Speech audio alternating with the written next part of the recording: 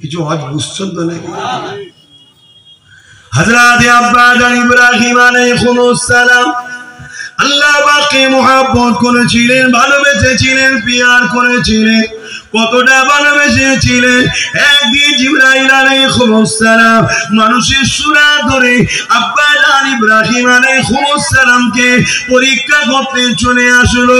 কি পরীক্ষা নিয়েছিল? আব্বা জান ইব্রাহিম আলাইহিস সালামের বাড়ির সামনে দিয়ে যেতে গিয়ে একবার জবান দিয়ে বলেছিল আল্লাহ।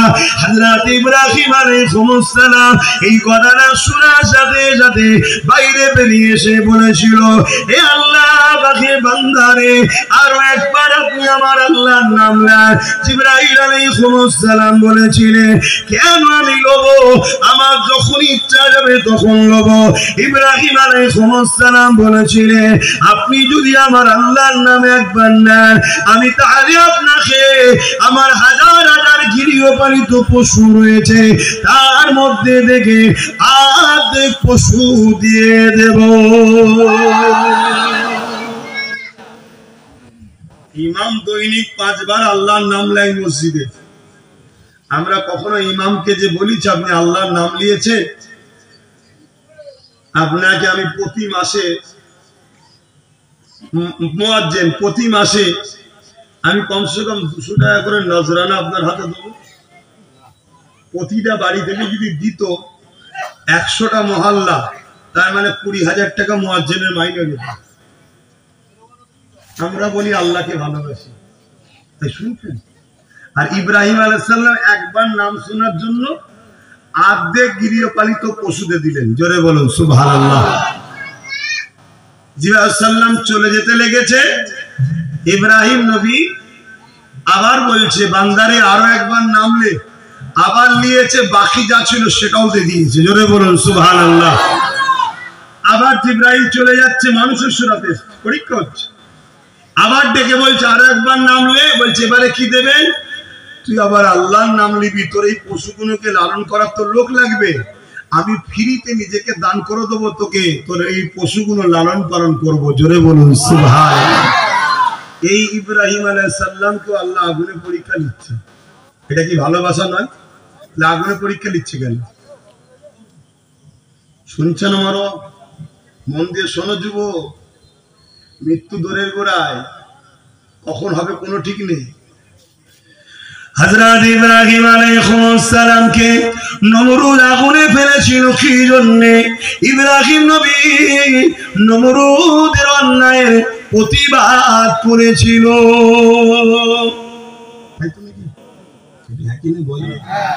নমরুদ কে ছিল? বলবেন? জালিম শাসক ছিল, জালিম শাসক ছিল। ইব্রাহিম নবী বিরোধী করেছে, আর ইব্রাহিম নবীকে নমরুদ কি করছে?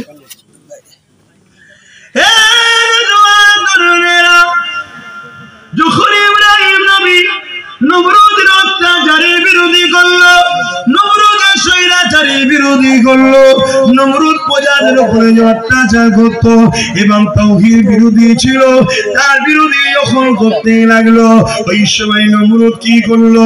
ইব্রাহিম আলাইহিস সালামকে আগুন তৈরি করলো। ওই আগুনে ফেলে দেওয়ার জন্য ইব্রাহিম সাল্লামকে নিয়ে আসলো। এত বিশাল আগুন করেছিল, আপনাদের এই হারুয়া মল্লিকপুর গ্রামের থেকে বড় এলাকা নিয়ে আগুন ধরিয়েছে। এই বিশাল আগুন কয়েক মাস ধরে ধরিয়েছে। এই আগুনের তাপমাত্রা এত বেড়ে গেছে, ওই আগুনে ইব্রাহিম নবীকে ফেলবে, কাছে কেউ যেতে পারছে না। এই জন্য নমরুদ কপিকল তৈরি করলো, লাগাতনার মতো এমন করে দোলনা তৈরি করলো, যাতে করে দুলিয়ে দুলিয়ে সুরে টান মেরে ইব্রাহিম সাল্লামকে আগুনে ফেলে দেওয়া যায়।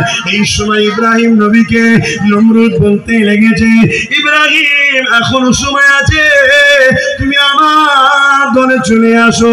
এ যুবকেরা, আজ তুমি আমি যদি ভাবি অন্যায়ের বিরুদ্ধে বলতে যাস না বাবা, অন্যায়ের বিরুদ্ধে দাঁড়াস না বাবা, অন্যায় থেকে দূরে থাকিস না বাবা, তাহলে কি হবে? জেল হয়ে যাবে, টোটো চালানো বন্ধ হয়ে যাবে, কাজ বন্ধ হয়ে যাবে, মারধর খেতে হবে।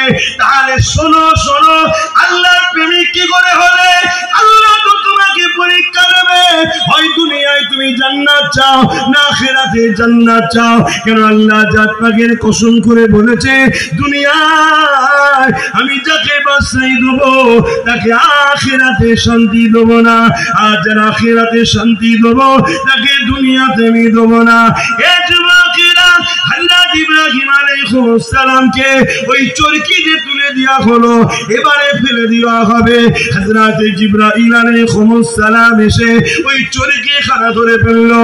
ধরে ফেলার পরে বলতে লেগেছে, ও হযরত ইব্রাহিম আপনি যদি বলেন আমি এদেরকে এখান থেকে আমার ডানা চাপটা দিয়ে তাড়িয়ে দেবো, কিন্তু ইব্রাহিম আলাইহিস সালাম কি বলেছিলেন, ও হযরত জিবরাইল আল্লাহ আমাকে পরীক্ষা নিচ্ছে, এই সময় আপনি আমাকে ডিস্টার্ব করবেন না। কত ভয়ানক আগুন বুঝতে পারছেন? এই মল্লিকপুর গ্রামের মতো বিশাল এলাকা নিজের চোখে দেখে এসেছি জায়গাটা, এই বিশাল এলাকা কত ভয়ানক আগুন। তাই শুনছেন তো, দেখি কি দেখছেন?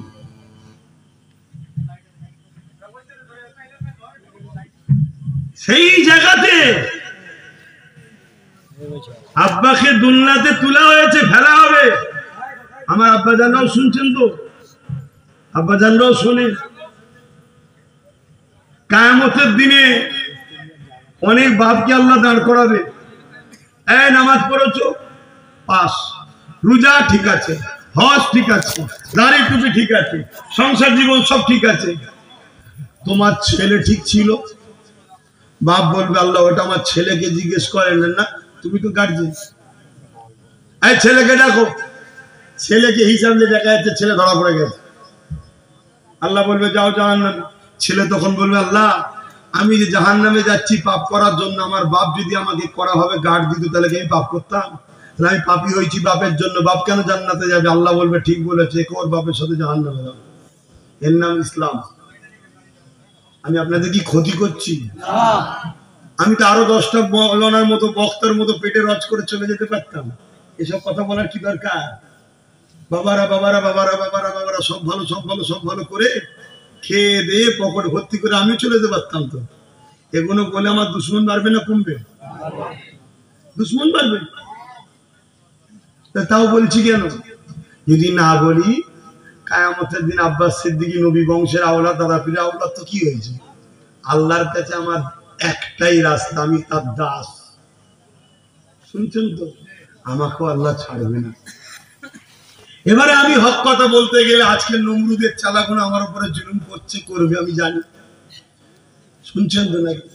কোন দিকে না পেরে হাজার হাজার আমার জলসাকে কেটে, শুনছেন তো, হাজার হাজার জলসা কেটেছে। তবে এটাও শুনে রাখো, শুধু কাটার কথা বললে হয় না। নমরুদের চালাগুলো যেমন কেটেছে, আল্লাহ পাক মুহাম্মদ রসুলের গোলামকে 1000টা দরজা খুলে দিয়ে জলসাও ঢেলে দিয়ে। লোক তো শুধু বলছে যাবেন দোয়াটা করবেন ওতেই হবে। আমি বলছি ওটা আমার ওই সময়টাও আর পাচ্ছি না, ওই সময়টাও পাচ্ছি না। তাহলে আল্লাহ তিনি যিনি, কেউ যদি একটা দরজা বন্ধ করে আল্লাহ 1000টা দরজা খোলার ক্ষমতা রাখে। এই ঈমান রাখার নাম হলেই তো মুসলমান। আমাদের ভয় কোথায়? ইব্রাহিম সাল্লামকে জিবরাইল কি বলছে, আমি কি আপনাকে হেল্প করব? আব্বা বলছে না, এখন পরীক্ষা চলছে, যাও, আমার আল্লাহকে দেখতে পাচ্ছে। ইব্রাহিম কে নমরুদ আগুনে ফেলছে, কারণ ইব্রাহিম আল্লাহর জন্য হক কথা বলেছে, নাই কথা বলেছে। তাই জালিম শাসক ক্ষমতার জোরে ইব্রাহিমকে জোর করে আগুনে ফেলছে। আমার আল্লাহ তিনি সাইয়্যুল কাদির, তিনি চাইলে ইব্রাহিমকে বাঁচাতে পারে। আর ইব্রাহিমকে যদি আগুনে পুড়িয়ে আল্লাহ যদি ইব্রাহিমের প্রেমের পরীক্ষা নিতে চায়, আমি ইব্রাহিম আমার আল্লাহকে এত ভালোবাসি, একবার নয়, আবার যদি জান দেয়, আবার যদি আগুনে ফেলে, আবার যদি জান দেয়, আবার যদি আগুনে ফেলে, আল্লাহকে খুশি করার জন্য 1000 বার আমি পুড়তে রাজি। জোরে বলুন সুবহানাল্লাহ, আরো জোরে বলুন সুবহানাল্লাহ। হে যুব সমাজ, আজ যদি আল্লাহ তোমাকে পরীক্ষা নেয়, তুমি হক কথা বলার জন্য তোমার কাজটা যদি আটকে যায়, তোমার ঘরটা যদি আটকে যায়, তোমার কারবারটা যদি বন্ধ হয়, তোমার নামে যদি মিথ্যা মামলা হয়, আরে আল্লাহ যদি তোমায় পরীক্ষা নেয়, তুমি তো হক কথা বলেছো, গরিবের পক্ষে বলেছো, ইনসাফের কথা বলেছো, এটা তো আল্লাহর জন্য বলেছো, কেন তুমি নিরাশ হচ্ছ? আমার আল্লাহ তোমাকে পরীক্ষায় পাস করাবে, জোরে বলুন সুবহানাল্লাহ। এবারে কেউ যদি বলে হুজুর আমায় যদি মেরে দেয়, তুমি যদি হকের পক্ষে থাকার জন্য মরতে পারো, ওই মরণ পুরো পৃথিবীর ধন দৌলতের বিনিময়ে আমি নিতে রাজি আছি। শুনছেন তো না? আমার কথা বুঝতে পারলেন? একদিকে পুরো পৃথিবীর ধন দৌলত, আর একদিকে আল্লাহর জন্য মরণ। এই মরণটা এত দামি, খুব কপালওয়ালা ছাড়া পাই না। শুনছেন তো? হ্যাঁ, মরণ তো সেই হবে। কবে হবে বলেন বলেন? যেদিন আল্লাহ ফিক্সড করেছে সেই দিন তো নাকি? পুরো পৃথিবী মিলে যদি চেষ্টা করে একদিন আগে মরণ দিতে পারবে না? হ্যাঁ কি না বলবেন তো? কার কার বিশ্বাস যে পুরো পৃথিবী মিলেও চেষ্টা করলে আল্লাহ যেদিন মৃত্যু রেখেছে তার একদিন আগেও মৃত্যুকে কেউ আনতে পারবে না? বিশ্বাস করা করেন, হাত তুলে দেখান। আরে এত যখন ইমানদার বসে আছে, ভয়টা কিসের খান? আর যেদিন মৃত্যু রেখেছে আল্লাহ, সেদিন যদি আপনি আমেরিকার প্রেসিডেন্ট হবার ঘোষণাও পান, গদির দিকে যাচ্ছেন বসবে বলে, বসাও হবে না, গদির দিকে চেয়েই মরণ হয়ে যাবে যদি ওই অবস্থায় মরণ থাকে। শুনছেন তো নাকি? কেউ সবাই মিলে 1 সেকেন্ডও বাড়াতে, 1 মিনিট। এইটা হলো ঈমান, এইটা হলো ঈমান। তাহলে তোমার আমার ডিউটি আল্লাহ দিয়েছে, ন্যায়ের পক্ষে থাকো, অন্যায়ের বিরোধী করো। এই অন্যায়ের বিরোধী করতে গিয়ে তোমার যদি মরণ হয়, তুমি আল্লাহর খুশির জন্য গলায় মরণকে লাও। এটাই তো তোমার প্রেমের পরীক্ষা। এই অন্যায়ের বিরোধী করতে গিয়ে তোমার যদি জেল হয়, জেলে যাও। এই অন্যায়ের বিরোধী করতে গিয়ে তোমার নামে যে মিথ্যা মামলা হয়, মিথ্যা মামলা লাও। এই অন্যায় বিরোধী করতে গিয়ে তোমাকে যদি গ্রাম ছাড়তে হয়, গ্রাম ছাড়ো। মুসা আলাইহিস সালাম 6 বছর নিজের এলাকা ছাড়া ছিল। তুমি আমি কোথাকারের কে? হ্যাঁ, মুসা আলাইহিস সালামকে আল্লাহ পরীক্ষা নিয়েছে, দিয়ে আমাদেরকে দেখিয়েছে, দেখো আমার মাহবুবের সঙ্গে কি হচ্ছে। দেখো, শুকরিয়া আদায় করো যে আল্লাহ তোমাদেরকে এখনো অনেক ভালো রেখেছে, এখনো সময় আছে। মরণ তো হবে। দুনিয়ায় যদি অন্যায়ের সঙ্গে গা মিলিয়ে চলো, জালিমের সঙ্গে গা মিলিয়ে চলো, আজকের এজিপ্টের সঙ্গে গা মিলিয়ে চলো, তালে তাল মিলিয়ে চলো, হয়তো দুনিয়ায় তোমার কিছুদিন একটু রসগোল্লা পান্তুয়া ভালোই চলবে, কিন্তু কবরে 99টা সাপ হবে। এটা তুমি মাথায় রেখে দিও, আমার নবীর কথা। আর তুমি যদি মনে করো না আমার আখিরাতে শান্তি দরকার, তাহলে তুমি দুনিয়ার হকের পক্ষে থাকো, ন্যায়ের পক্ষে থাকো, ইনসাফের পক্ষে থাকো। অবশ্যই তোমার দ্বারাই এই জমিনের বিধবা হক পাবে, এতিম হক পাবে, জুলুম খতম হবে, বেইনসাফি খতম হবে, নেশা খতম হবে। এই জমিনে আবার ইসলামের যে মূল ধারা, সেই ধারা আবার প্রতিষ্ঠিত হবে। জোরে বলুন সুবহানাল্লাহ, আরো জোরে বলুন সুবহানাল্লাহ। তুমি সেই কাজ করবে না? আল্লাহ তোমায় যৌবন দিয়েছে, তাকত দিয়েছে, হাত দিয়েছে, পা দিয়েছে। আল্লাহ দিয়ে হাত দিয়ে তুমি ইসলামের বিরুদ্ধে কাজ করো, ইসলামের পক্ষে কাজ করবে কবে?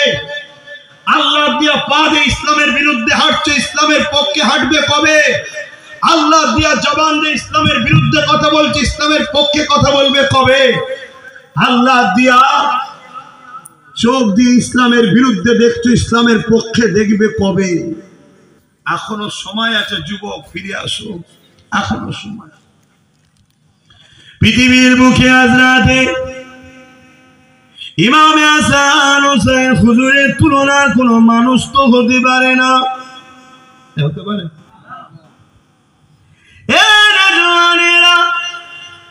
হযরত ইমামে হুসাইন, হযরত ইমামে হাসান আল্লাহ পাক জিনাদেরকে এত ভালোবাসতেন, এত প্যার করতেন। হযরত খাতুনে জান্নাত যখন ঘুমিয়ে পড়তেন বা নামাজে দাঁড়িয়ে দাঁড়িয়ে নামাজ পড়তে থাকতেন, হাসান হোসেন যখনই কেঁদে উঠতো আল্লাহ পাক সঙ্গে সঙ্গে জিবরাইল আলাইহিস সালামকে পাঠিয়ে দিত, ও হযরত জিবরাইল দুনিয়া জমিনে যায়, আমার হাসান হোসেন তারা কাঁদে, এদিকে খাতুনে জান্নাত নামাজের মধ্যে দাঁড়িয়ে রয়েছে, ও হযরত জিবরাইল হাসান হোসেনকে গিয়ে আপনারা সান্ত্বনা দেন। এ যুবকেরা, তরুণীরা, বাপেরা, সেই ইমামে হাসান হোসেন এজিদের বিরোধী করেছিল, এজিদের অন্যায়ের বিরুদ্ধে বলেছিল, এজিদের সন্ত্রাসীর বিরুদ্ধে বলেছিল, এজিদের জুলুমের বিরুদ্ধে বলেছিল। এ যুবকেরা, আল্লাহ নবী নূহ নবী দয়া নবী যে ইমামে হাসান হোসেনকে এই ঘোষণা দিয়েছে, ছোটবেলাতেই নবী আমার জানিয়ে দিয়েছে ইমামে হাসান হোসেন হলো আল্লাহ পাকের জান্নাতি যুবকদের সরদার।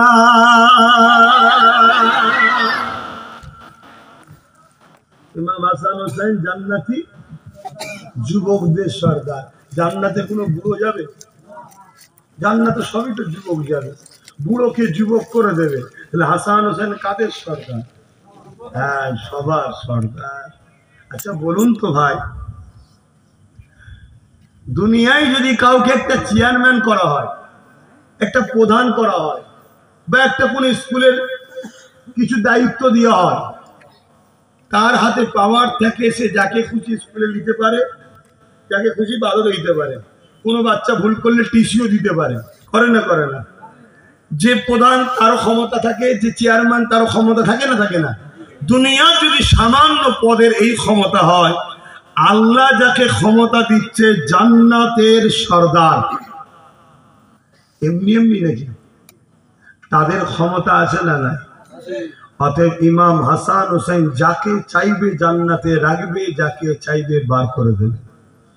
তো বলুন, এজিদের পক্ষে থাকে আর জান্নাতে যাওয়া কি যাবে? এজিদ কাকে বলে? একটা অন্যায়কারী শাসকের নাম, একটা নাচনেওয়ালা, গানেওয়ালা, শরাবি। তার রাজ দরবারে নারীদের নিয়ে নাচ হতো, শরাব পান হতো, প্রজাদেরকে জুলুম করত, মানুষের অধিকার কেড়ে নিত।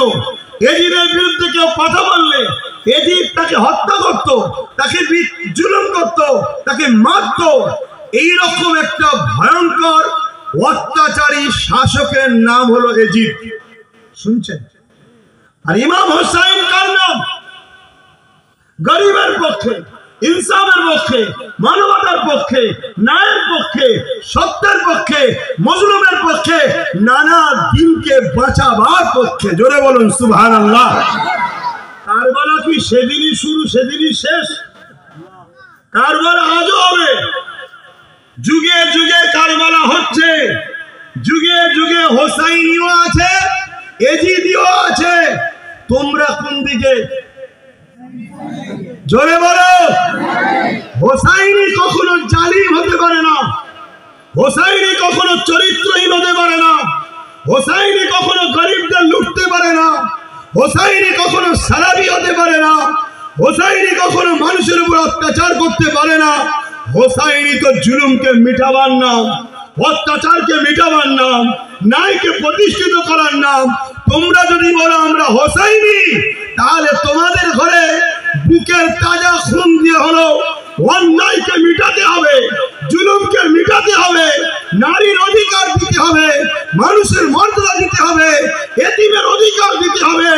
এক কথায় আজকের এজিদিদের বিরুদ্ধে তোমাকেও লড়াই করতে হবে, তবেই তো তুমি হোসাইনি। আর না হয় মুখে দাবি করে লাভ নাই। শুনছেন তো নাকি? আমি দুটো হোসাইন হুজুরের ওয়াকিয়া বলে চলে যেতে পারতাম, আমার কোনো দুশ্মন হতো না। উপরন্তু আজকের এজিদরাও বলতো ঠিক আছে, আব্বাস সিদ্দিকী আসলে আমাদের আপত্তি নাই। শুনছো তো নাকি? কিন্তু বাপ আমিও দাবি করি আমি হোসাইনি, আমিও দাবি করি আমি আব্বাস হোসাইনি। আর আমি যদি অন্যায়ের সঙ্গে হাত মিলাই, সামান্য একটা গাড়ির জন্য, সামান্য একটা বুলু আলো জ্বলবে, সামান্য সামনে দুটো পুলিশ ভ্যান, পিছনে দুটো পুলিশ ভ্যান, কিছু টাকা পাবো, 3000 টাকা মাইনে, 1000 টাকা ভাতা, কিছু তেরপল, চাল, আলু, পেঁয়াজ, কিসের হোসাইনি আমি? আরে বড় দুঃখ এ সমাজের উলামারা, আলেমরা, পীর পীরজাদারা শুধু ফোন করে বলে দিচ্ছে একটা ফরচুনার পাঠিয়ে দাও, আমি আছি, একটু মাথায় আলোটা লাগালে আর একটু ভালো হয়। আজকের এজেন্ট গুলো দেখছে দালাল তো ভালোই পেয়েছি, অল্প পয়সায় কাজ মিটছে।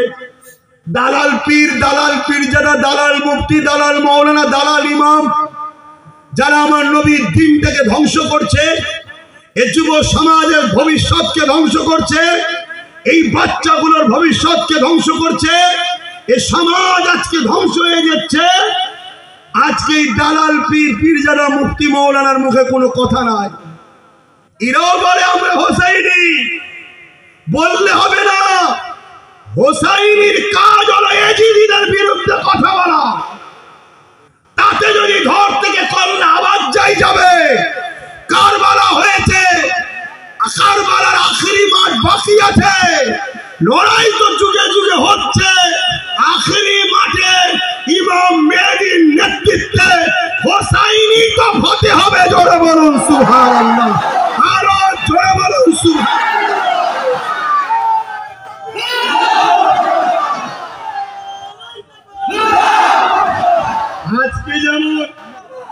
আজকে যেমন ইরান আর আমেরিকার অবৈধ সন্তান ইসরায়েলের সঙ্গে লড়াই হচ্ছে, জানেন তো নাকি? আমেরিকা প্যালেস্তাইন এজিদি আর ইরান হোসাইনি, লড়াই হচ্ছে না? হবে যুগে যুগে। আল্লাহ পাক কখনো কাউকে বিজয় দিয়ে সম্মানিত করে, কাউকে আবার শহীদ করে সম্মানিত করে। এজিদ কিছুক্ষণের জন্য হয়তো কারবালায় জিতেছিল, কিন্তু এজিদ জিতেও অপমান, বেউজ্জতি, লাঞ্ছিত, ধ্বংস। আর হোসাইন পাক আমাদেরকে শিক্ষা দিয়ে গেছে, আরে নানার কাঁধে চড়ে বড় হয়েছি, নানার জিভ চুষে বড় হয়েছি, নানা যখন সেজদায় যেত নানার পিঠে উঠে বড় হয়েছি। তোরা কাবা গেলে কাবা তোদেরকে সালাম দেয় না, আমি হোসাইন কাবায় গেলে কাবা আমাকে দেখে আনন্দ করে খুশিতে সালাম দেয়। আমি সেই হোসাইন গর্দানকে দিয়ে দিয়েছি, জালিমদের সঙ্গে হাত মিলাইনি। তুমি যে রাস্তায় হও না কেন, অন্যায়ের সঙ্গে হাত মিলিয়ে তুমি কখনো হোসাইনি হতে পারো না, পারো না, পারো না। শুনছেন তো নাকি? তুমি ডবল হজ করতে পারো। আল্লাহ কবুল করুক, বোন আল্লাহুম্মা আমিন। আমাদের অতি পরিচিত মুজাদ্দিদ জামাত দাদা হুজুর রহমাতুল্লাহ আলাইহির বাগানে দীর্ঘদিন খেদমত করছেন আলহাজ হযরত মাওলানা মোহাম্মদ মশিউর রহমান সাহেব। আজ তিনার গ্রামে, মানে আপনাদেরও গ্রাম, হাড়ুয়া মল্লিকপুর, এই আসলাম প্রথমবার মনে হচ্ছে, ওই পরে এসেছিলাম। যাই হোক, তো যাক এসেছি, দুটো কথা আলোচনা করব। তবে আমার পূর্বে সম্ভবত ইমাম সাহেবও বলেছেন, মৌলানা সাহেবও বললেন রাস্তা খালি করতে হবে। তাতে আপনারা যদি ঘরে যেও খালি করেন তাতেও আমি খুশি। রাস্তা রেখে ধর্ম পালন হয় না, কেন আমরা এমন একটা ধর্মের অনুসারী, ইসলাম রাস্তায় পড়ে থাকা মানুষের যাতায়াতের কষ্টের জিনিসকেও তুলে ফেলে দেওয়াটাকেও ইবাদত বলেছে। জোরে বলুন সুবহানাল্লাহ। আর একটুখানি ঘোরান এই দিকে, সামান্য হল, বাস ঠিক আছে। আপনারা কি মাইকের আওয়াজ বুঝতে পারছেন? হয় নেবে আসেন না চলে যান, দয়া করে। দুটোর মধ্যে একটা, দুটোর মধ্যে একটা। কেন আমাদের এই মাহফিলের বদনাম হোক এটা আমরা চাই না। হয় নেবে আসেন, না আল্লাহর রাস্তে চলে যান। তাহলে চট বিচ্ছে দাও বসতে, দাও চট দাও বসতে। আর একটা রাস্তা যখন এই বাইক এসছে কি করে, আর একটা যখন রাস্তা আছে বলছো তাহলে বাইক এসছে। মানুষের যাতায়াত আটকে ভাই ধর্ম পালন আমাদের সম্ভব না। হ্যাঁ, এটা কিছু প্রতিবাদ সভা হলো, আন্দোলন হলো, জনসভা হতো, বন্ধ না থাকলেও বলতেন বন্ধ কর, আন্দোলন হতো। শুনছেন তো নাকি? কারণ অনেক সময় সোজা আগুলে ঘি ওঠে না, তো আগুল বেঁকাতে হয়। এটা ধর্ম করতে এসেছি, ধর্ম করার জন্য নিরীহ মানুষকে কষ্ট দেওয়া এটা ইসলামের আদর্শ না। এই জায়গাটাও বিছিয়ে দাও না কিছু, এই জায়গাটাও কিছু বিছিয়ে দাও, এখানেও কিছু মানুষ বুঝতে পারবে যে হ্যাঁ তোকে তো আমায় দেওয়া উচিত রে বাবা। রব্বিস হাদিস বলেছে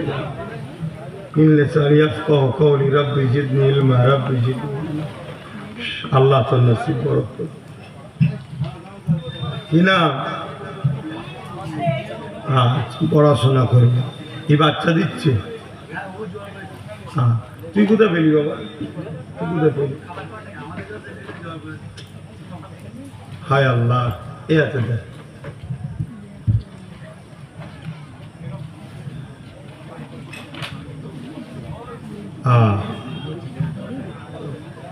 এ সব কিছুই নূর নবীর গোলামির ফল।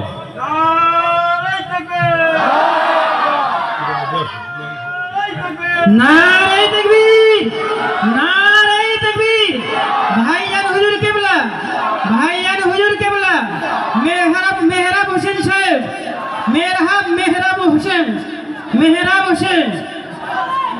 ছোট্ট একটা বাচ্চা আমাকে, আমাদের মাদ্রাসার ছাত্র মেহরাব হোসেন, সে ভাইজানকে একটা ঘড়ি পর দিয়েছে, একটা নাজরানা দিয়েছে, একটা ঘড়ি নাজরানা দিয়েছে।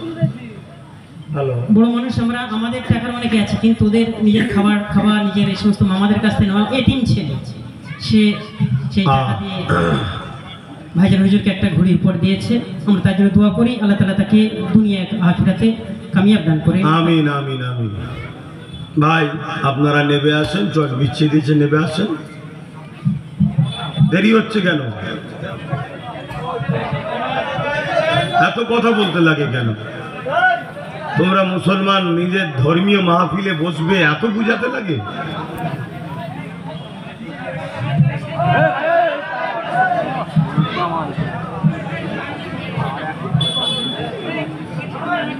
অনেক গতিতে আছে, ও বিরাট গতিতে। দুরূদ শরীফ আল্লাহুম্মা সাল্লি আলা মাওলানা মুহাম্মদ ওয়া আলা আলি। দরুদ পড়াবো না বাধ্য দেবো? আপনারা পড়বেন না? এতগুলো মানুষের গলায় দরুদের আওয়াজই কি? আমরা নিজেরা দুনিয়া আখেরাতে ধ্বংস করছি নিজেরাই। পরিবর্তন হয়, হায়াত কারো চিরস্থায়ী নয়, আজ আছেন কাল নাই, চলে যেতে হবে সবাইকে। এই পৃথিবীতে হাজারো ধর্ম আছে, যে যা ধর্ম পালন করে। কারো লজ্জা লাগে? যে যা ধর্ম করে, কোন ধর্মের লোককে তার ধর্ম করতে লজ্জা লাগে? আমাদের ধর্মের নাম হল ইসলাম। আমাদের ধর্মের কাজগুলো তো আমাদের করতে হবে। আমাদের ধর্মের কাজের মধ্যে একটা কাজ হলো দয়ার নবীর উপরে বেশি বেশি করে মোহাব্বতের সাথে দরুদ পড়া, দরুদ পাঠানো। এটা তো আমাদের ধর্মীয় কাজ। এই কাজ করতে আমাদের কেন লজ্জা লাগবে? আর যদি লজ্জা লাগে জানতে হবে আমরা মুসলিম সূরাতে মুনাফিক হয়ে গেছি, আমাদের ঈমান শেষ, তাই লজ্জা লাগছে। তাই মহব্বতে দরুদ পড়েন, আল্লাহুম্মা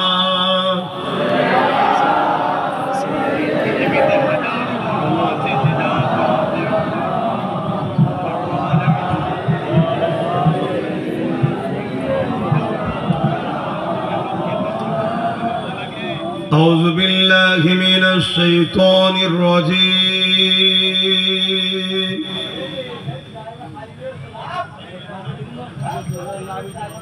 بسم الله الرحمن الرحيم.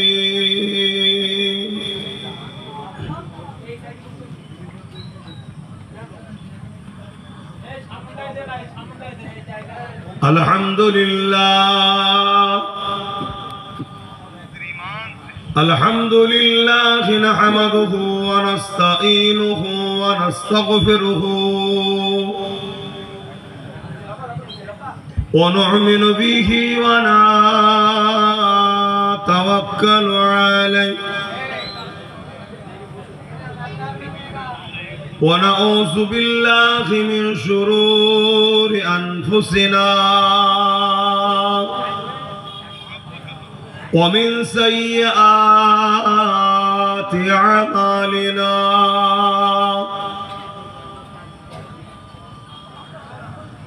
من يهدي الله فلا مضل له ومن يضلله فلا هادي له ونشهد أن لا إله إلا الله وحده لا شريك له ونشهد أن سيدنا وحبيبنا ومولانا محمدا عبده ورسوله أما بعد فيا أيها الحاضرون رحمكم الله قال الله تعالى في كلام المزيد والفرقان الحميد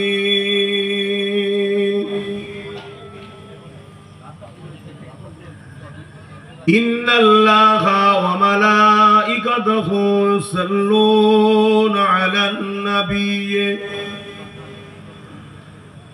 يا أيها الذين آمنوا صلوا عليه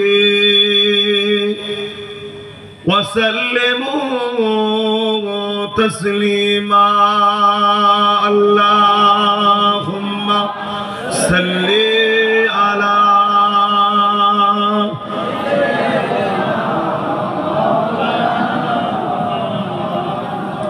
চট বিছে দেন না, এই রাস্তা বন্ধ করছেন, বুঝছে দেন কোথায় গেল কমিটির ছেলেরা? দাঁড়িয়ে দাঁড়িয়ে আছে, দেখতে খারাপ লাগছে না? এই তোমরা মোবাইলে ব্যস্ত কেন? মোবাইল রেখে দাও। ধর্মর জায়গায় এসেছো, ধর্ম সবাই ভালোভাবে বসে, ভুল করোনি। চারিদিকে তাকিয়ে দেখো আমাদের কি অবস্থা। একটা কুকুর মারা গেলে রোড অবরোধ হয়, এফআইআর হয়, আর মুসলমান মারা গেলে যে মারে তাকে বড় পদ দেওয়া হয়। আমরা কতটা পিছিয়ে গেছি বুঝতে পারছো? এর জন্য অন্য কাউকে দোষ দিবার আগে নিজেকেই দোষারোপ করব, সব দোষ আমাদেরই। আমরা আমাদের রাস্তা ছেড়ে দিয়ে নকল রাস্তার দিকে আমরা ছুটছি। আমাদেরকে আল্লাহ শ্রেষ্ঠ মখলুক করেছে, শ্রেষ্ঠ নবীর উম্মাত করেছে। আল্লাহ আমাদেরকে খলিফা করে দুনিয়ায় পাঠিয়েছে। আজ আমরা সব কিছু ছেড়ে দিয়ে দুনিয়ার বুকে অন্যায় অত্যাচার জুলুম ইসলাম বিদ্বেষী কর্মকাণ্ডের মধ্যে আমরাই জড়িয়ে গেছি। এজন্য আল্লাহ আমাদের ঘরে যাদের জন্য আমরা খারাপ হয়েছি তাদের হাতেই আল্লাহ আমাদের মিটাচ্ছে। অতএব যখন আল্লাহ দয়া করে এরকম একটা আবহাওয়ায় জান্নাতের বাগানে বসতে দিয়েছে আপনাদের, এ থেকে বোঝা যায় এখনো আল্লাহ আপনাদেরকে ভালোবাসে। তাই একটু ভালোভাবে বসেন এবং মহব্বতের জবান খুলে উচ্চ আওয়াজে দরুদ পড়েন। আল্লাহুম্মা সাল্লি আলা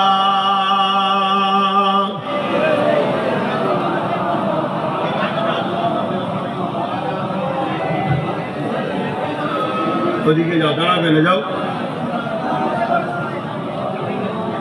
দাঁড়াবে না, হয় বসে যাও না কিছু যাও, বসে যাও।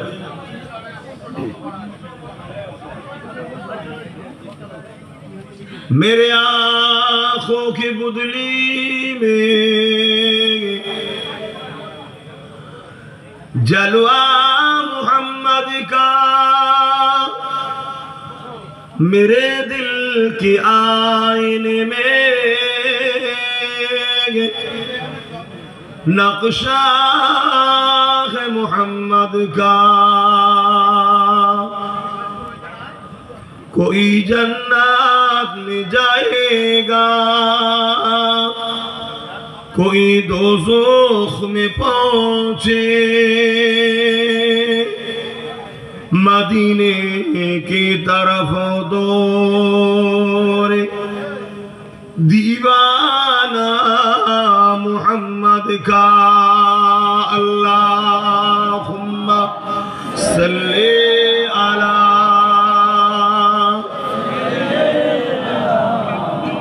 এখানে একটা ছোট কিছু বিছিয়ে দাও পেলে।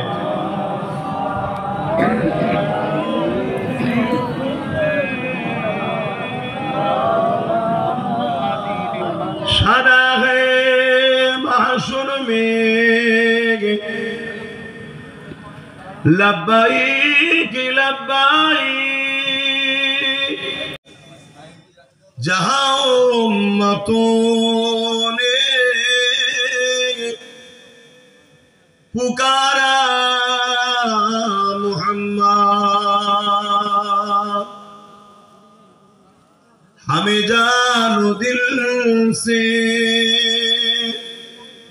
प्यारा मोहम्मद,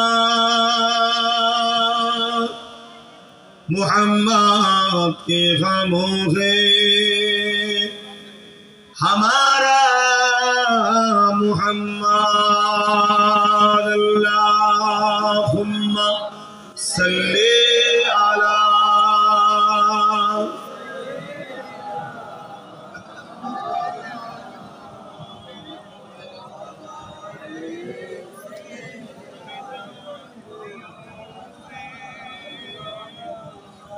कलमे ला इलाहा इल्लल्लाह, ला इलाहा इल्लल्लाह, ला इलाहा।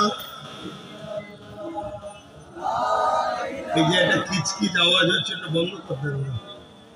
এটা আওয়াজটা ভাষণ একটু কিচকিচ আওয়াজটা বন্ধ করবে। कलमे ला इलाहा इल्लल्लाह, ला इलाहा জোরে জোরে পড়ে, লা ইলাহা ইল্লাল্লাহ, লা ইলাহা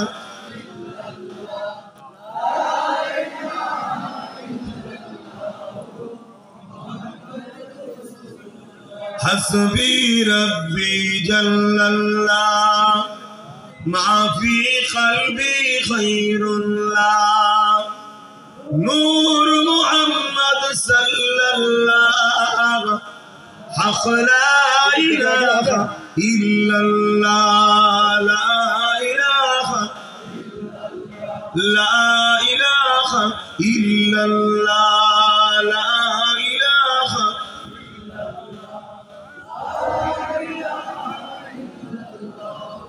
মুহাম্মদ। तौहीद का डंका आलम में बजवा दिया कमली वाले ने तौहीद का डंका आलम में बजवा दिया कमली वाले ने पी पी के पियाले कौसर के लौटेंगे मजाजी भर भर के इन्ना आतैना कल कौसर फरमा दिया कमली वाले ने दीन मिला ईमान मिला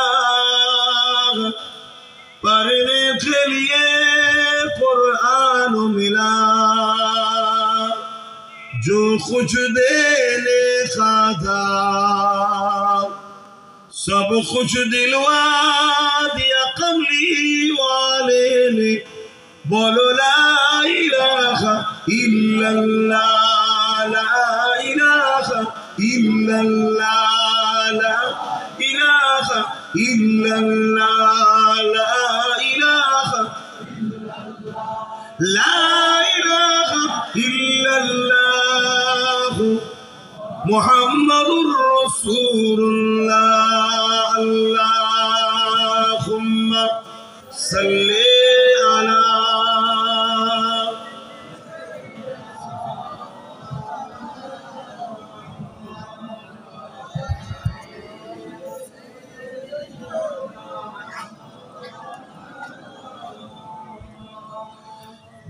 وقال الله تعالى في كلام المسيح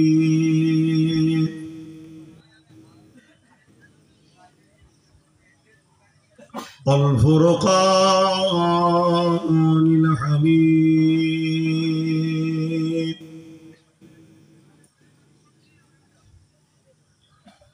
لقد كان لكم في رسول الله أسوة حسنة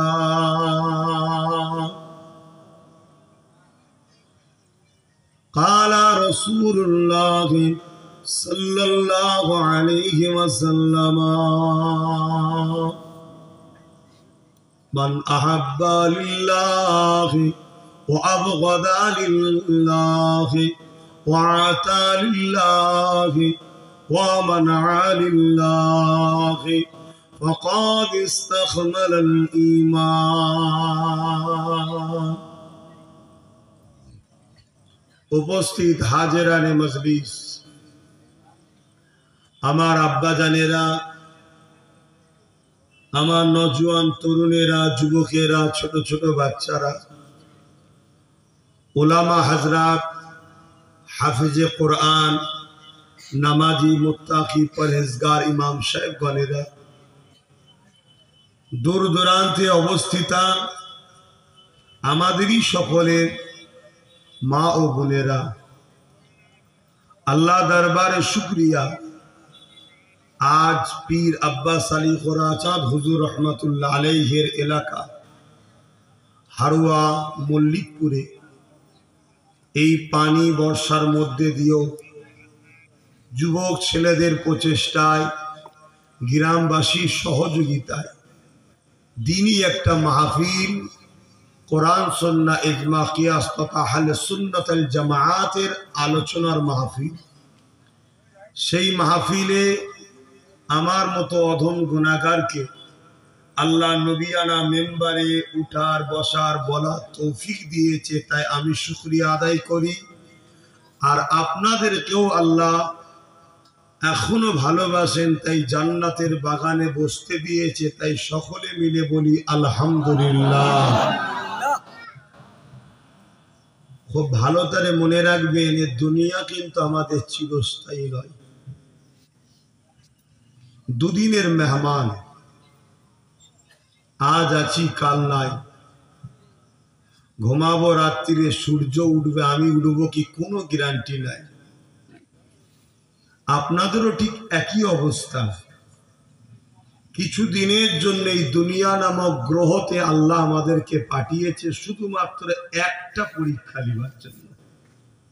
সেই পরীক্ষাটা কি?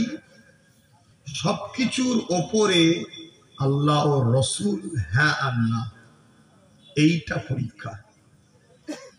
সবটাই দিয়েছে আল্লাহ, জমিন আল্লাহ, আর আসমান আল্লাহ, আর কায়নাত আল্লাহ। লিল্লাহি মা ফিস সামাওয়াতি ওয়া মা ফিল আরদ। জমিন আসমান এবং এর মধ্যে যা কিছু আছে সব কিছু সৃষ্টি মালিক তো একজনই, তিনি কে? সকলে বললেন না? এই যে আল্লাহ বললেন 40টা নেকি পেলেন, জোরে বলুন সুবহানাল্লাহ। আল্লাহ আমাদেরকে এই জমিনে পাঠিয়েছে, এটা হলো একটা পরীক্ষার রুম।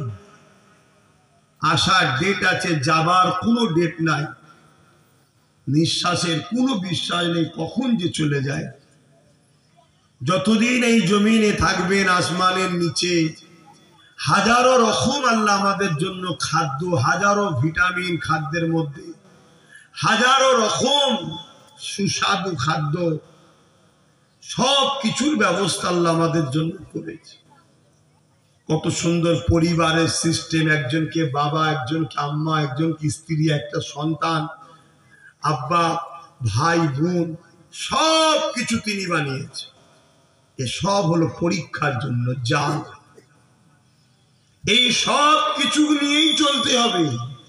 বাপকেও নিতে হবে, মাকেও নিতে হবে, সংসারও করতে হবে, স্বামীকে নিতে হবে, স্ত্রীকে দেখতে হবে, ব্যবসা করতে হবে, কারবার করতে হবে, সমাজনীতি, অর্থনীতি, রাজনীতি, পরিবার নীতি, এডুকেশন নীতি, সব কিছুই করতে হবে। কিন্তু আল্লাহ দেখতে চান আমার খুশি মতো না আমার বিরুদ্ধে। এটাই পরীক্ষা। আর আল্লাহ আমাদেরকে পরীক্ষা নেবে বলে আবার ইবলিসকেও আল্লাহ বানিয়েছে। আল্লাহ আমাদেরকে পরীক্ষা নেবে বলে যুগে যুগে বিভিন্ন দিক দিয়ে আল্লাহ পরীক্ষা নেয়। কাউকে গরিব করে, কাউকে আবার অনেক ধন দৌলত দেয়, কাউকে সন্তান দেয়, কাউকে আবার সন্তান দেন না, কারো আবার দেহ কিনে নেয়, কাউকে বাপ মা রাখে অনেক বয়স পর্যন্ত বিছানায় পড়ে আছে, আবার কারো বাপ মা ছোটবেলায় তুলে দেয়। কাউকে আল্লাহ বিমার দিয়ে পরীক্ষা দেয়, কাউকে আবার বিমান না দিয়ে পরীক্ষা দেয়। আবার কাউকে কাউকে আল্লাহ রাজ ক্ষমতা বসিয়ে নেতা বানিয়েও পরীক্ষা দেয়। কাউকে আল্লাহ আবার জালিম অত্যাচারী শাসকের প্রজা বানিয়েও পরীক্ষা দেয়। সবটাই মনে রাখবেন আল্লাহর পরীক্ষায় দুনিয়া। আপনি জিহাদে রাখে আপনার মুখ থেকে দুটো কথা, একটা হলো শুকর আর একটা হলো সবর। এই দুই জিনিস যদি আপনি আল্লাহর জন্য দিতে পারেন তাহলে আপনাকে আল্লাহ পরীক্ষায় পাশ করাবেন। পাশ করলে দুনিয়ায় চাকরি পাওয়া যায়, টাকা ইনকাম হয়, তাও কিছুদিনের জন্য। আল্লাহর পরীক্ষায় পাশ করলে চির শান্তির মেহমান খানা জান্নাতে থাকতে দেবে, জোরে বলুন সুবহানাল্লাহ। আর যদি পরীক্ষায় ফেল হয়, কঠিন ভয়ানক লাঞ্ছিত অপমানিত জায়গা জাহান্নামে থাকতে দেবে। এটাই হলো দুনিয়ার সিস্টেম। আমরা যাই করি নাকি আমাদেরকে মাথায় রাখতে হবে মান আহাব্বা লিল্লাহ, ভালোবাসবো আল্লাহর জন্য, ওয়া আবগাদা লিল্লাহ ওয়া আতা লিল্লাহ ওয়া মানআ লিল্লাহ। দুশমনি করব আল্লাহর জন্য, আত্মীয়তা করব আল্লাহর জন্য, বিচ্ছেদ হব আল্লাহর জন্য। এরাই হলো প্রকৃত ঈমানদার, এরাই ঈমানের মজা পায়। সবকিছুতে উদ্দেশ্য থাকবে আল্লাহ। সংসারটাও উদ্দেশ্য আল্লাহ, সন্তানকে লালন পালন উদ্দেশ্য আল্লাহ, হালাল ইনকাম উদ্দেশ্য আল্লাহ, কাউকে ভালোবাসবেন উদ্দেশ্য আল্লাহ, কারোর সঙ্গে দুশ্মনী উদ্দেশ্য আল্লাহ, জলসার মাহফিলে আসবেন উদ্দেশ্য আল্লাহ। আব্বাস সিদ্দিকী যদি জিন্দাবাদ বলতে হয় উদ্দেশ্য যেন আল্লাহ থাকে, যে আল্লাহ দ্বীনের পক্ষে, তাই জিন্দাবাদ বলি। শুনছেন? এরাই হলো কামিয়াব, বাকি কেউ কামিয়াবি নয়। এ দুনিয়া একটা পরীক্ষার জায়গা। আর খুব ভালো করে মনে রাখবে, যত নবী আলাইহিস সালাম এসেছেন তিনারা দুটো কাজ করেছিলেন। একটু সারা দেবেন, ভালো লাগবে। এই আবহাওয়ায় আপনাদেরও যেমন ঘুম ঘুম ভাব, বেশ খিচড়ি হবে আর ইলিশ মাছ ভাজা হবে, খেয়ে দিয়ে ঘুমো। ঠিক আমারও তো সারা বছর চলছে, সেই আশ্বিন মাস থেকে জলসা চলছে, এখন যেতে যাচ্ছে আষাঢ় মাস, বন্ধ নেই আল্লাহ দয়াতে রোজই। তোমরা হাড়ুয়ার মানুষ দাওয়াত করো না বলে তা বলে কি ঘরে বসে আছি মনে করছো নাকি? না না, ঘরে নাই, আল্লাহ ঘোরাচ্ছেন আলহামদুলিল্লাহ। তো যাক, আল্লাহ জি হালে রেখেছে, কোটি কোটি শুকরিয়া। দুটো কাজ সমস্ত নবীরা করেছেন, যেটা অন্য নবীর উম্মতরা কিন্তু করতে পারেনি, শুধু নবীরা করেছে। তাদের জন্য স্পেশাল ডিউটি ছিল। কুনতুম, তাদের দুটো কাজ করেছে। একটা হলো কি, অন্যায়কে মিটানো আর ন্যায়কে প্রতিষ্ঠিত করা। যত নবী এসেছে, আর প্রত্যেকটা নবীর চরম দুশ্মন ছিল দুই শ্রেণীর মানুষ। মন দিয়ে শুনবেন হারোয়ার মানুষেরা, মন দিয়ে শুনবেন। কেন দুনিয়া দুদিনের, কবর বড় ভয়ানক হবে, কবর বড় ভয়ানক হবে। প্রতিদিন কবর বলে আমি একা টাকার ঘর, আমি অন্ধকার ঘর, আমি পোকামাকড়ের ঘর, তৈরি হয়ে আসো। আল্লাহ কোরআনও বলে ওয়ালতানজুরু নাফসুম মা কদ্দামাত লিগাদ, প্রতিটা নফসের উচিত পরকাল নিয়ে চিন্তা করা। আপনি কি ভাবছেন আল্লাহ আপনাকে এমনি এমনি বানিয়েছে নাকি? কাজ দেয়নি এমনি এমনি। যাও দুনিয়ায় গিয়ে এমনি এমনি ঘুরে চলে আসো। আল্লাহর জমিনে, আল্লাহর আসমানের নিচে আল্লাহ দিয়া অক্সিজেন, আল্লাহ দিয়া আবহাওয়া, আল্লাহ দিয়া পানিতে ফলমূল হচ্ছে। গাছ তো তুমি আমি লাগাই, ফলটা কে দেয়? গাছটা বাঁচাই কে? অতএব এমনি এমনি নাকি ছেড়ে দেবে আল্লাহ আমাকে আর আমাদেরকে? প্রত্যেকটা নবীদের দুশ্মন ছিল দুই শ্রেণীর মানুষ। নাম্বার 1, অত্যাচারী শাসক। নাম্বার 2, ধর্মের নামে ভণ্ড বাবা। এই দুই শ্রেণী ছিল নবীদের চরম দুশ্মন বা ইসলামের দুশ্মন। কারণ কি? কারণ হলো ইসলামের আলোয় এদের শয়তানি সাম্রাজ্য যেমন ধ্বংস হয়, আর শয়তান বদমাইশ ভণ্ড নারী দেহ শোষণকারী বাবাদের সাম্রাজ্যটাও ধ্বংস হয় ইসলামের আলোতে। তাই যুগে যুগে এই দুই শ্রেণীর মানুষ ইসলামের চরম দুশ্মন ছিল। যেমন আজও তোমাকে তো মানা করেছে, তুমি কি মাদ্রাসায় পড়ো?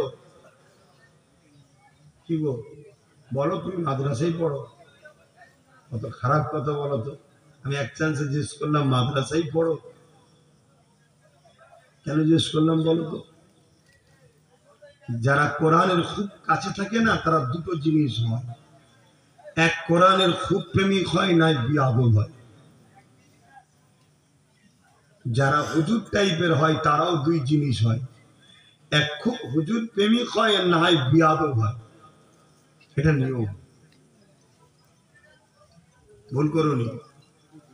আগামী দিন তুমি এখানে ওয়াজ করবে, তোমার কথা যদি জনগণ অমান্য করে তোমাকেও খারাপ লাগবে। কি কথা বলছিলাম? সবকিছু একটা আলোচনার সিস্টেম আছে না?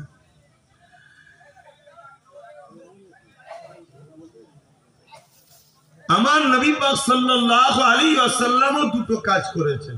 কটা কাজ? অন্যায়কে মিটানো, ন্যায়কে প্রতিষ্ঠিত করা। আর আমারও নবীর দুই শ্রেণীর লোক দুশ্মন ছিল। এক শ্রেণীর লোক হলো যারা জালিম, অত্যাচারী, স্বৈরাচারী, লুটেরা, চরিত্রহীন শাসক ছিল, তারা আমার নবীর দুশ্মন ছিল। আর ধর্মের নামে যারা ভণ্ড ছিল, তাওরাতকে বিকৃত করেছে, ইনজিলকে বিকৃত করেছে, নিজেদের মন গড়া কাল্পনিক ধর্ম তৈরি করেছে, তারাও ছিল আমার রাসূলের দুশমন বিরুদ্ধে। প্রথমে আপনারা কনসেপ্টটা মাইন্ডটাকে ঠিক করুন, তারপরে আমি আলোচনায় যাব। কারণ এই মুসলিম সমাজের মধ্যেই একদল মানুষ আমাদেরকে বলে আলেম ওলামারা আসবে, পীর পীরজাদারা আসবে, এরা নামাজ রোজা হজ যাকাতের কথা বলবে, অন্য কথা যেন না বলে। এই শ্রেণী কথা দুই শ্রেণীর লোক বলে। এক, তাদের ইসলাম সম্বন্ধে জ্ঞান নাই, অজ্ঞ মূর্খ, আর নচে সে মুনাফিক মুসলমান। কেন ইসলামের মূল কাজই হলো দুটো। আপনাদের এলাকায় রেল লাইন আছে, রেলটা চলে দেখবেন দুটো পাট্টির ওপর দিয়ে। ইসলামের শরিয়তের রেল বুঝাবার জন্য বলছি, গাড়িটাও চলে দুটো পাট্টির ওপর দিয়ে। একটা হলো অন্যায়কে মিটাও, দ্বিতীয় হলো ন্যায়কে প্রতিষ্ঠিত করো। নামাজ রোজা দাড়ি টুপি হজ যাকাত এগুলো ব্যক্তি জীবনের আমল। আমার দাড়িতে সমাজের কোনো উপকার নাই, আমার টুপিতে সমাজের কোনো উপকার নাই, এটা আমার উপকার। হুজুরের সুন্নত রাখছি আমি। আমার নামাজ পড়াতে সমাজের মানুষের কোনো উপকার নাই, এটা আমার উপকার, আমি দাসত্ব করছি। আমার রোজা রাখাতে সমাজের কোনো উপকার নাই, ওটা আমার উপকার। আমার হজ করাতে সমাজের কিচ্ছু লাভ হয় না, আমি হাজি, আমার গুনাহ মাফ হয়েছে। বুঝছেন তো নাকি? আমার রাসূলের পাক সাল্লাল্লাহু আলাইহি ওয়াসাল্লাম ইসলাম দিয়ে গেলেন, সেই ইসলামটাকে আমরা মোল্লা মলি সাহেবরাই, পীর পীরজাদারাই মসজিদের মধ্যে তালা মেরে দিয়েছি, মাদ্রাসার মধ্যে তালা মেরে দিয়েছি, বলেছি বাইরে বেরোবি না। আর অথচ ইসলাম কমপ্লিট জীবন ব্যবস্থার নাম। আপনার ধর্মনীতি শিক্ষা ইসলাম দিয়েছে, আপনার অর্থনীতির শিক্ষা ইসলাম দিয়েছে, আপনার পরিবার নীতি শিক্ষা ইসলাম দিয়েছে, আপনার প্রতিবেশী নীতির শিক্ষা ইসলাম দিয়েছে, আপনার সম্প্রীতি নীতির শিক্ষা ইসলাম দিয়েছে, আপনার মানববন্ধন নীতির শিক্ষা ইসলাম দিয়েছে, আপনার রাষ্ট্রনীতি, সিয়াসত, রাজনীতি শিক্ষা ইসলাম দিয়েছে।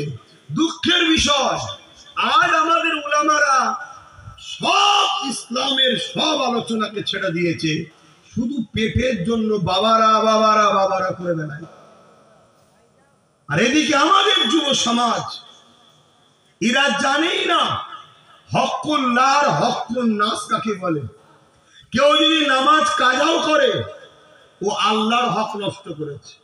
রোজা কাজা করে, আল্লাহর হক নষ্ট করেছে। হজ করে নে, আল্লাহর হক আদায় করে নে।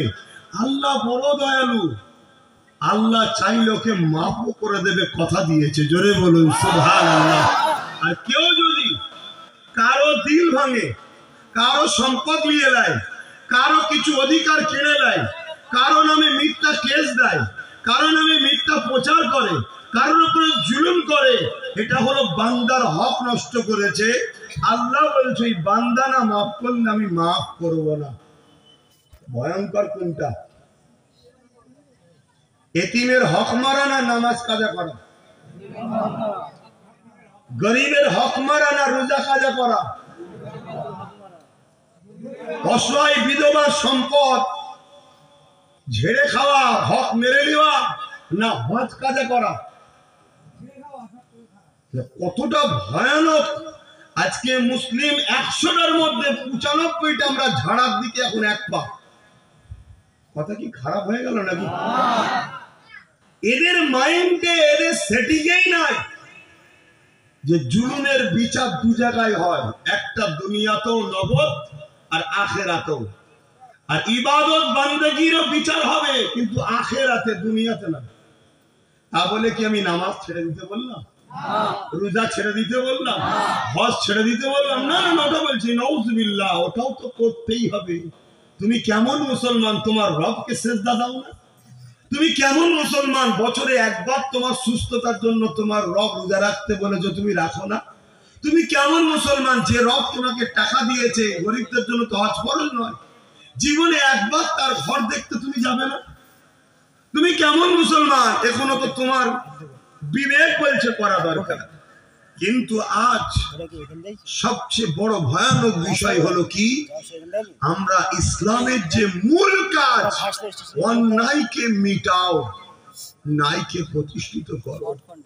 আল্লাহ নবী বসে আছেন, এক ইহুদি ধর্মগুরু রাহেব এলো, রাসূলকে জিজ্ঞেস করছে ইসলামে সব থেকে ভালো কাজ কি? আল্লাহ নবী বললেন খোদার্থকে খানা খাওয়ানো। আমাদের মধ্যে এই কালচার আছে। ইসলামের সব থেকে ভালো কাজ কি? খোদার্থকে। এই কালচার আমাদের আছে। আমাদের কালচার কি? খোদার্থ বানানো। কেন খোদার্থ বানাতে পারলেই এক প্লেট বিরিয়ানিতেই তাকে আমার গোলাম বানিয়ে দেবো। এরকম কালচার চলছে না? চলে না। এই কালচারকে ধ্বংস করার নাম ইসলাম। আজকে পুরো পৃথিবীর দিকে তাকান, আমেরিকা বলুন, ব্রিটেন বলুন, ফ্রান্স বলুন, যদি বিশ্বর দিকে না তাকান জীবনে আগাতে পারবেন না। বড় বড় মোবাইল তো সবার হাতে আছে, কি করেন আল্লাহই জানে। বিশ্বর দিকে তাকাতে হবে কোন গতিতে, কোন আবহাওয়ায় কোন দিকে যাচ্ছে।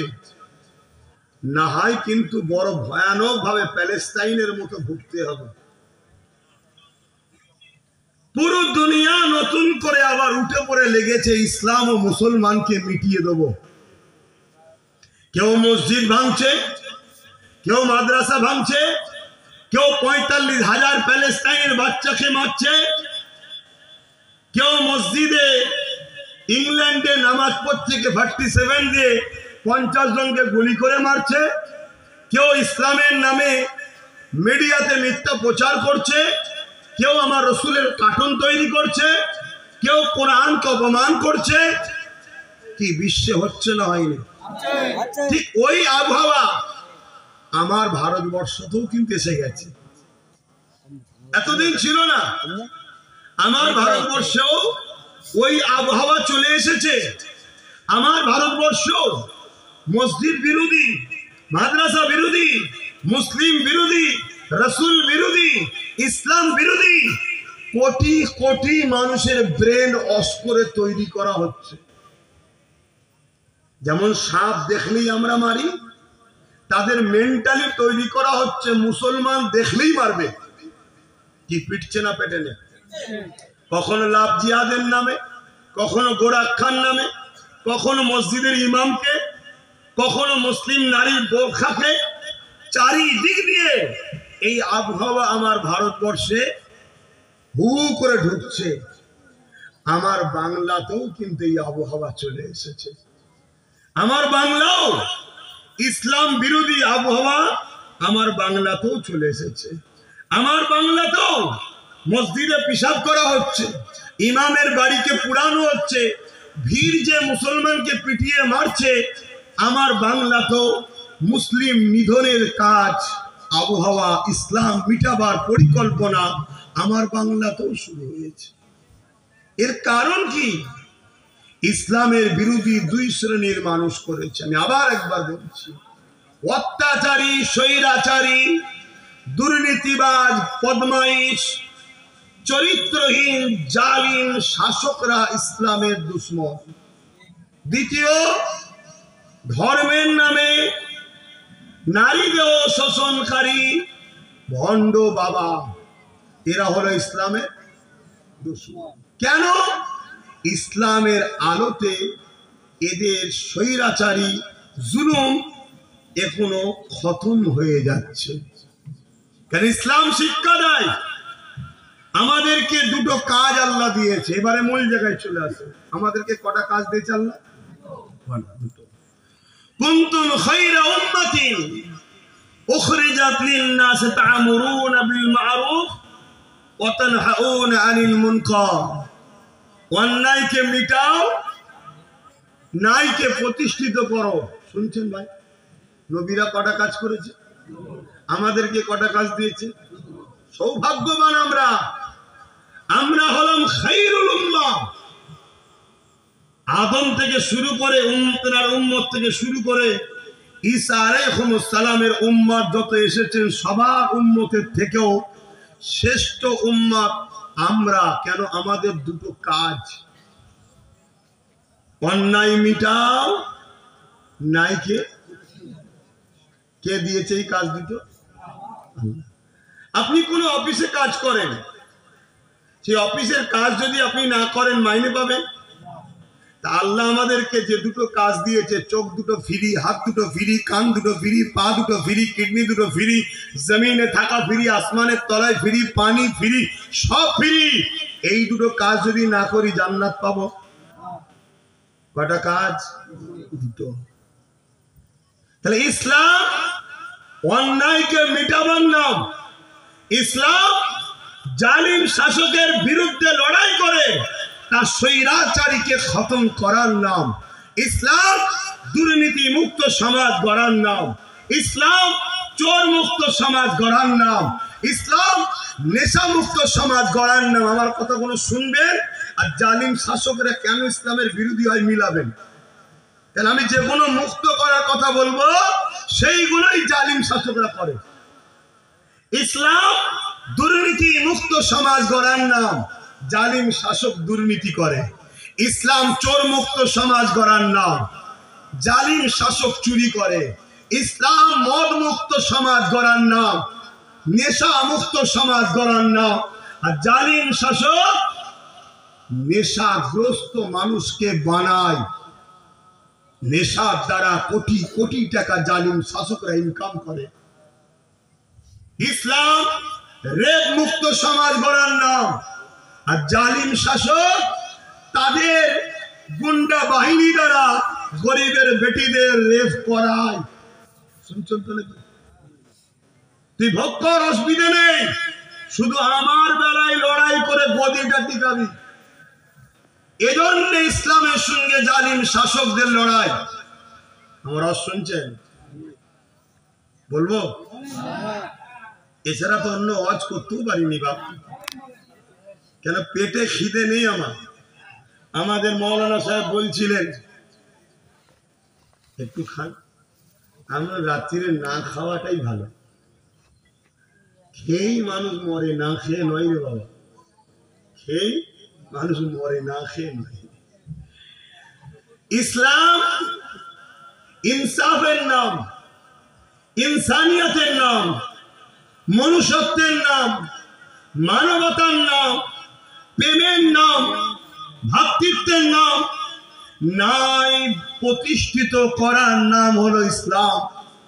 খুব ভালো করে শুনুন, মা বাপের অধিকার, গরিবের অধিকার, এতিমের অধিকার, বিধবার অধিকার, মানুষের অধিকার, সে হতে পারে হিন্দু, হতে পারে খ্রিস্টান, হতে পারে আদিবাসী, হতে পারে আগুন পূজারী, হতে পারে সে বুজুসি।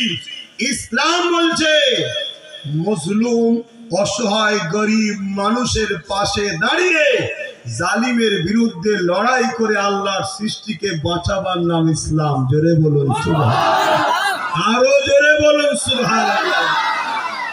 এই ইসলামের কথা বললে জালিম শাসকদের সমস্যা হয়। তাহলে এতে সব চোর ধরা পড়বে না? পড়বে না? আমার কথার সঙ্গে মিলিয়ে দেখেন তো, আমার যে কথাগুলো বললাম এই কথার সঙ্গে মিলিয়ে দেখেন, জালিম শাসকরা সব এর মধ্যে ধরা পড়ছে। তাই তারা যেমন হোক করে চায় কোরআনের আইন আলোচনা বন্ধ করো, মসজিদের আলোচনা বন্ধ করো,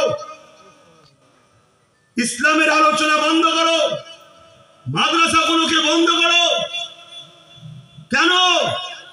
যদি ইসলামের আলো দেওয়া হয় তাহলে এতিমদের উপরে, বিধবাদের উপরে, যুব সমাজকে যে আমরা নেশায় আসক্ত করছি, দুর্নীতি করছি, জুলুম করছি, অত্যাচার করছি, যেগুলো করা ইসলামে হারাম, তাহলে মুসলিম ঘরের ছেলেদের ঘরে দিয়ে এগুলো করাতে পারবো না।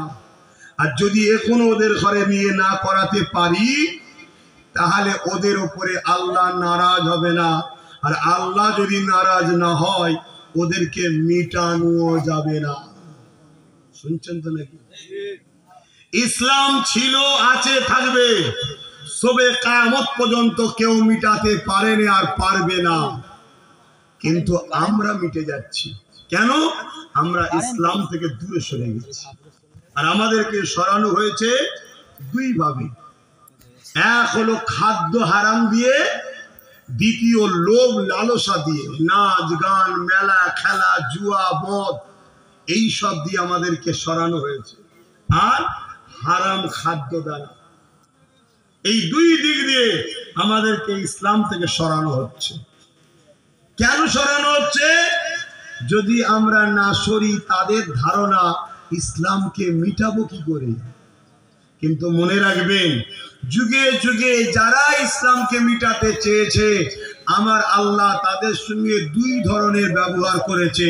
হয় তাকে মিটিয়ে দিয়েছে, আর না হয় তাকে দিন ইসলামের খাদেম আল্লাহ বানিয়েছে। জোরে বলুন সুবহানাল্লাহ। খেয়াল করে দেখুন, আমার অসুবিধা হচ্ছে না তো? তাহলে ইসলাম অন্যায়ের বিরুদ্ধে নাম না পক্ষে থাকার নাম? কথা বলুন। ইসলাম অন্যায়ের বিরোধী করার নাম না অন্যায়কে সাপোর্ট করার নাম?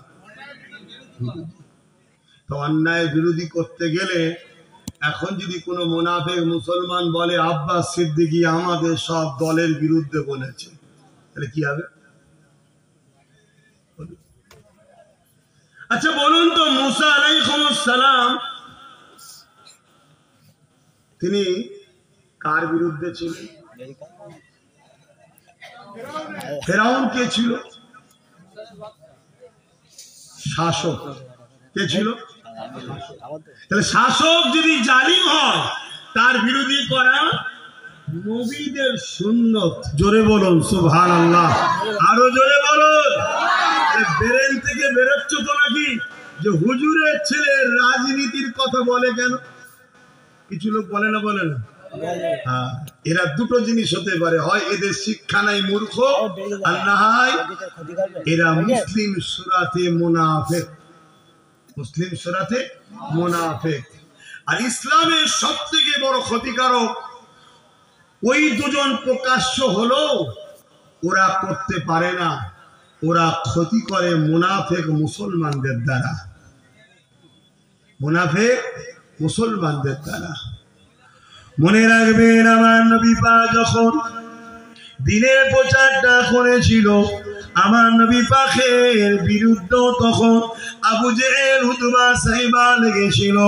আমার নবী পাক তাদের বিরুদ্ধে ছিলেন, কেননা তারা অন্যায় করত, তারা নারীদের শোষণ করত, তারা বাচ্চাদেরকে নিজেদের নকল খোদাকে খুশি করার জন্য উৎসর্গ করত, তারা মানুষের অধিকার হরণ করত, তারা সমাজের বুকে অন্যায় অত্যাচার করত। তাদের বিরুদ্ধে কেউ কথা বললে তারা রাজ ক্ষমতার জোরে মানুষকে জেলে দিয়ে জুলুম করত।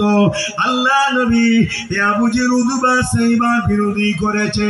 শুধু এদের নয়, আল্লাহ নবী রোম সাম্রাজ্যের অত্যাচারের বিরুদ্ধে দাঁড়িয়েছিল, আল্লাহ নবী পারস্যের বিরুদ্ধে দাঁড়িয়েছিল, আল্লাহ নবী এমন করে কিসরা কাইসার পৃথিবীর সুপার পাওয়ার তখন দুটো ছিল, একটা ছিল রোম আর একটা ছিল হচ্ছে পারস্য। এত বিশাল পাওয়ার ছিল তাদের, এত বড় এলাকা যে সূর্য ডুবতো না। এক প্রান্ত যদি ডুবতো, আর এক প্রান্ত থেকে সূর্য উঠে পড়তো। এই বড় বড় হুকুমতদের বিরুদ্ধে আল্লাহ নবী তাদেরকে চিঠি লিখেছে যে তোমরা অন্যায় বন্ধ করো, নারীর উপরে জুলুম বন্ধ করো, খুন বন্ধ করো, অত্যাচার বন্ধ করো, না মুহাম্মদ রাসূলের মোকাবেলায় তোমরা তৈরি হও। শুনছেন তো নাকি? তাহলে ইসলাম কি অন্যায়ের পক্ষে না বিরুদ্ধে? উলামাদের কাজ কি? অন্যায়ের পক্ষে না বিরুদ্ধে? তাহলে হাক্কানি উলামা চিনতে হবে না, হবে না? হাক্কানি উলামা চিনারও একটা নমুনা এই সুযোগে বলে যাচ্ছি।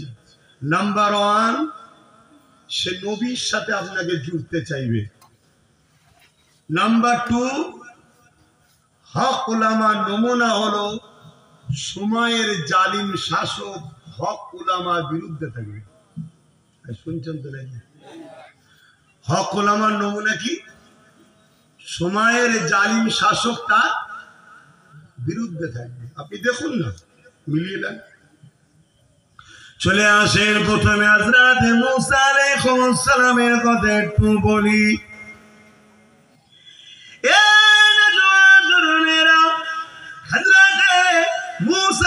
আলাইহিসসালামের বিরুদ্ধে ছিল ফেরাউন।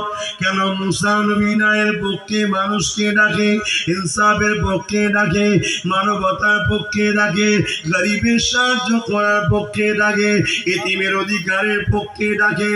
এই কথা দেখে ফেরাউন দেখতে লাগলো মুসা যদি সংগঠিত হয়ে যায়, মুসা থেকে লোক যদি বেড়ে যায়, আমি যে মানুষকে ক্ষমতার জোরে আতঙ্ক তৈরি করে ভয় দেখিয়ে মানুষের খোদা সেজে বসে আছি, মানুষের উপরে রাজত্ব কায়েম করে বসে আছি, আমার মিলিটারি দিয়ে মানুষকে ভয় দেখায়, আমার পাহারাদার দিয়ে মানুষকে ভয় দেখায়, আমার গুন্ডা বাহিনী দিয়ে মানুষকে ভয় দেখায়, আমি এই যে মানুষকে আমার গোলাম বানিয়ে রেখেছি, যদি মুসাকে রুকানো যায় তাহলে আমার রাজত্ব টিকবে না।